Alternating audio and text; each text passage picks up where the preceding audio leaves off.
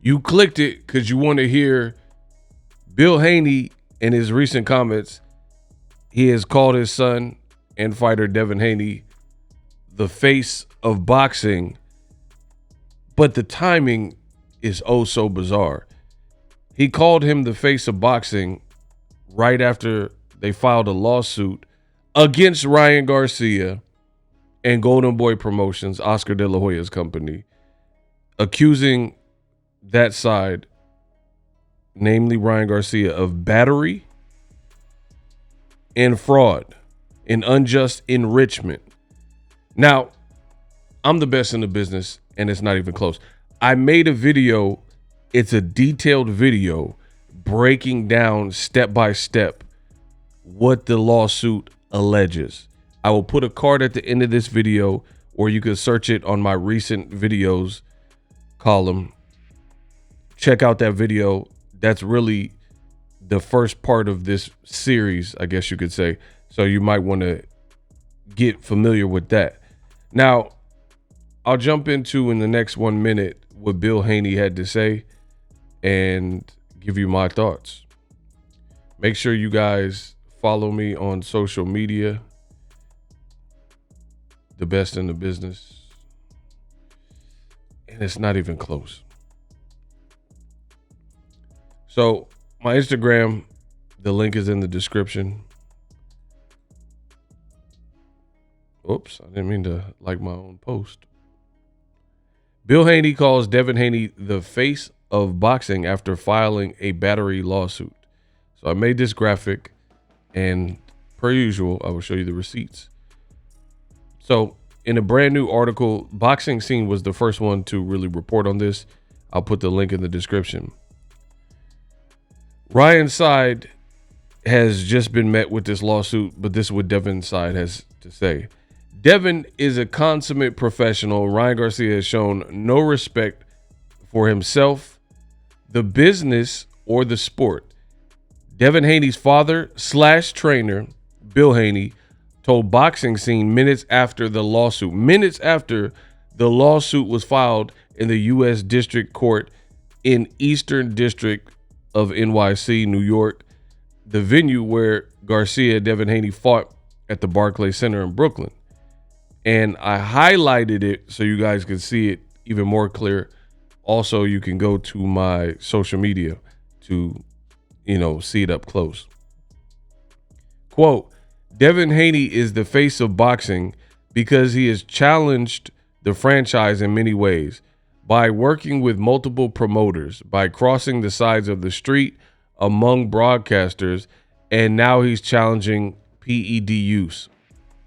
This is all good for the sport, or this is all for the good of the sport. Now, as far as what does this even mean?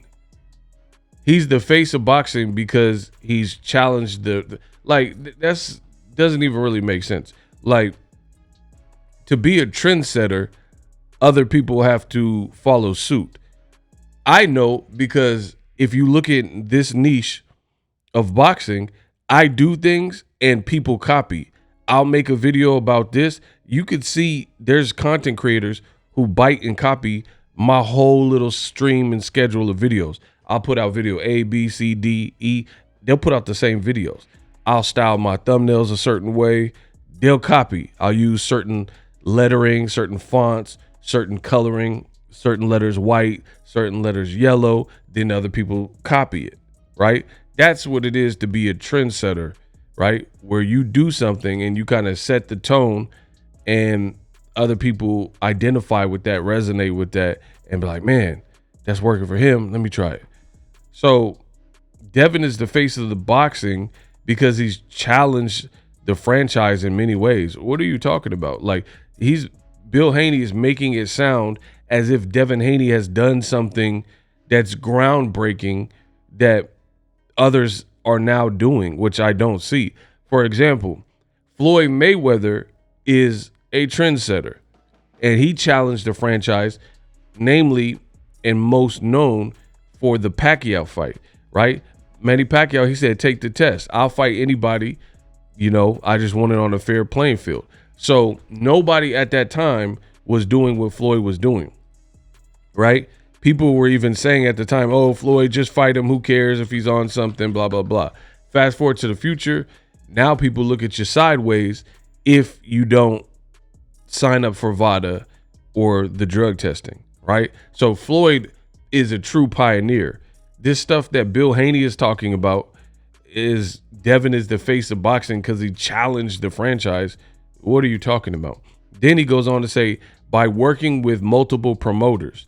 He did work with multiple promoters, but this was by necessity. Like, you were with Eddie Hearn. You couldn't get George Kambosos, who had recently signed with Top Rank and did a co-promotional thing with DeBella in Top Rank. So you had to go to Top Rank and Bob Arum in order to get that fight, because George Kambosos had recently beaten Teofimo Lopez. So if you wanted those belts to become undisputed, which he did do, you had to go through them. So Top Rank, being the business that they are, and they put that pen to paper and made you sign a 3-fight deal in order to get that fight about them. So that's just simple business. Same thing with Ryan Garcia. Ryan Garcia was the A side, and you had to do whatever he said. He happened to be with Golden Boy, so you had to do a 1-fight deal with Golden Boy. So I don't really see any innovation here. And he says now he's challenging PED use. I just mentioned it. Floyd Mayweather has been challenging PED use. But what Floyd didn't do is get blasted by any opponent and then sue them for battery, fraud, and unjust enrichment. Devin Haney, this is a terrible look. I'm just here to tell you, I'm not a lawyer.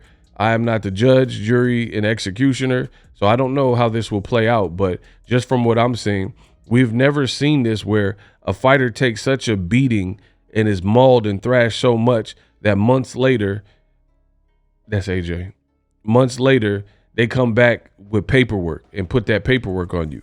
Now, Devin Haney and Bill Haney, they say they're from the Bay. I'm from the Bay. I don't know what part of the Bay that's from, where that's the move to do. Like, again, the thing is, I feel like Devin Haney and Bill Haney at times have talked that talk, like talk that ism, talk that like gangster talk.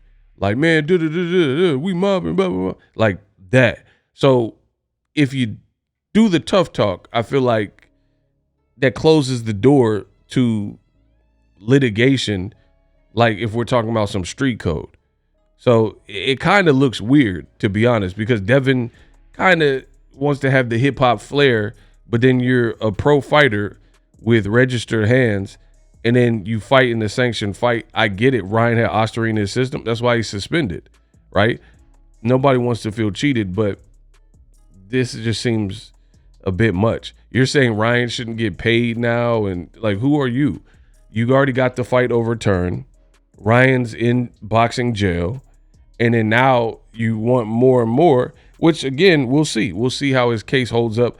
I don't know. I don't know how that'll look, but for me, I feel like the Haneys, for them to file a paperwork and call 12 and, get the laws involved, it just kind of goes against the messages that they had previously put out about who they are as a team.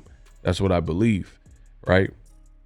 The first sign of things not working for Devin Haney, this is the character that is shown, right? And then I don't know if it's a Jedi mind trick, but you saying that Devin is the face of of boxing, the timing seems very crazy. Nobody's looking at Devin as the face of boxing right now.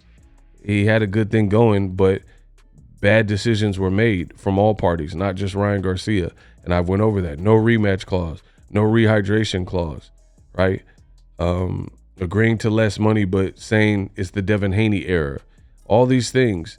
And then now you're stuck with the bill and you don't like. It's like everybody enjoys the parts where they're at the restaurant eating, but if your money is tight and then that final bill comes, you're like, hey, oh, I didn't order this many drinks, you know what I mean? And now you want to you're questioning the bill because you really don't got it like that. And people were just ordering and, oh, let's get some wings and mozzarella sticks, and everybody just partaking and ordering nonchalant. And then when you do that, and then you finally see that total bill, they're charging you for every little thing, the cherry Coke you got and all that, you stuck with the bill. So that's what it looks like for the Haneys. They took a shot at this Ryan Garcia business. They clout chased Tank Davis, and they wanted to outdo Tank, or, you know, be on that Tank level with the fight. You got in there with Ryan Garcia, who acted like a complete madman. You still did the fight, which you had multiple opportunities to pull out, cancel, especially when he missed weight by almost 4 pounds. And you're like, nah, we can still beat him. And then now when it didn't work out for you, true character is being shown. And then, you know, as far as you saying he's the face of boxing, and I mean, nobody believes that. So it just sounds very bizarre. It's like when people are trying to say stuff to convince themselves.